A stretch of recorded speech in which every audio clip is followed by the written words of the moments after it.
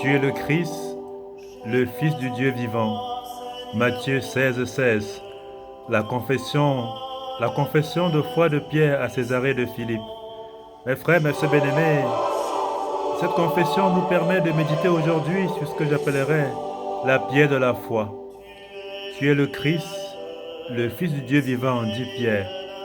Pierre voyait devant lui le Christ. Pierre voyait devant lui l'homme Jésus, l'homme de chair. Mais Dieu a fait qu'il confesse sa divinité.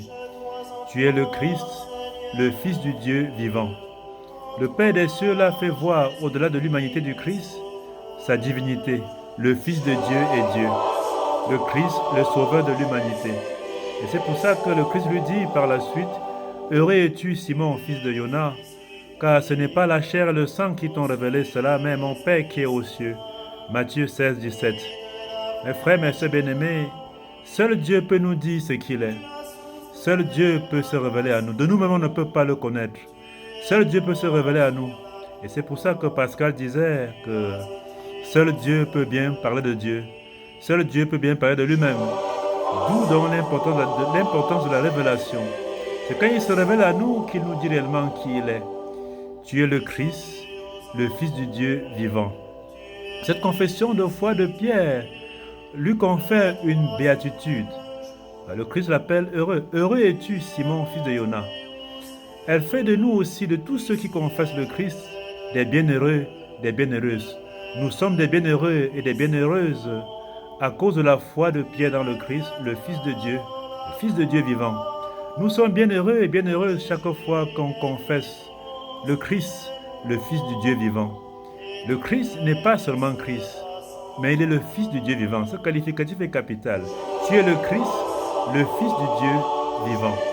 Oui, il n'est pas seulement Christ, mais aussi et surtout le Fils du Dieu vivant. C'est ainsi qu'on doit l'appeler.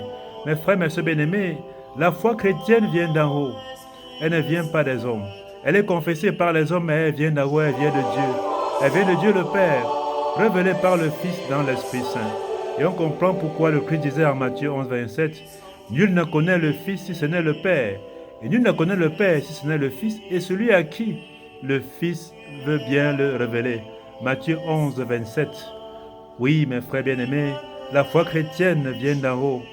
Elle vient du Père qui révèle le Fils, le Christ, par l'Esprit Saint.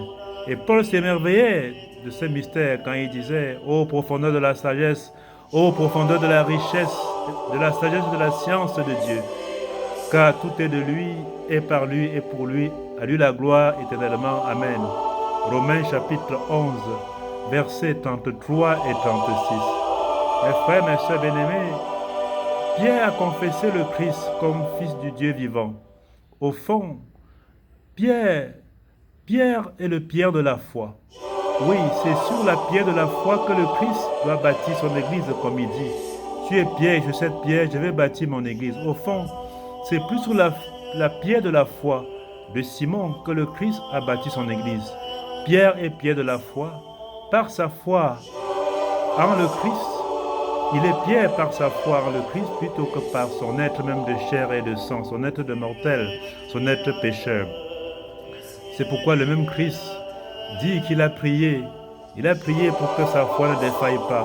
En Luc 22, verset 32. La foi, mes frères, mes sœurs bien-aimés, est une pierre de la maison du Christ qu'est l'Église. Elle est une pierre solide, non pas en elle-même, mais en le Christ qui est son contenu et sur qui elle repose. De même qu'une maison ne tient que par sa fondation, l'Église, la maison de Dieu, ne tient que par la foi. C'est la foi qui porte les briques de la maison de Dieu. Sans elle, la maison ne servirait à rien. Pour preuve, nous remarquons aujourd'hui, de nos jours, beaucoup de belles églises, beaucoup de belles cathédrales de basiliques qui ne servent plus à rien, sinon peut-être au musée. Pourquoi cela? Parce qu'elles sont vides. Elles manquent d'hommes et de femmes de foi pour la rendre vivante. Elles ont la beauté des briques de leur construction, mais pas la beauté de la foi pour laquelle elles ont été construites. C'est pour ça que je dis qu'au fond, la foi est une pierre de la maison du Christ, et cette foi pour contenir le Christ lui-même. Bien aimé, on aime souvent à dire que l'Église ne sauve pas. C'est vrai, tout dépend de ce qu'on veut appeler par Église. Église avec petit e qui signifie la baptiste, Oui, mais elle ne sauve pas, mais elle est un instrument de salut. Il y a aussi l'église avec grand E qui veut dire l'ensemble des baptisés. L'ensemble des baptisés, des baptisés en le Christ. Oui, cette église, ce qu'on appelle le corps du Christ, elle est aussi, elle ne sauve pas, mais elle est un instrument de salut. Mais j'aimerais ajouter, Paul dit que l'église est le corps de l'église, nous sommes le corps de l'église. Et ce corps a sa tête qu'est le Christ. Oui, on peut bien supputer, on peut bien quereller et dire que l'église, ça ne sauve pas, mais si on considère la tête qu'est l'église, la tête qu'est le Christ, la tête de l'église qu'est le Christ, alors l'église sauve en sa tête. L'église sauve en sa tête qu'est le Christ. Mes frères, mes sœurs bien-aimés, la confession de foi de Pierre nous interpelle aujourd'hui nous-mêmes par rapport à notre foi. Qui est Jésus pour toi? Qui est Jésus pour nous? Qui est-il réellement? Vous voyez, par la confession de foi de Pierre, on devient des chrétiens ou des chrétiens. On devient des chrétiens, ceux qui confessent le Christ. Mais la confession de foi n'est pas seulement en parole, c'est aussi en acte. C'est aussi, on confesse le Christ aussi par la prière, par la vie. On confesse en parole et on confesse par la vie. La vie, le témoignage de vie est aussi un lieu de credo. C'est aussi un lieu où on doit voir notre credo. C'est pour ça qu'on ne doit pas seulement porter le nom, mais porter surtout la réalité.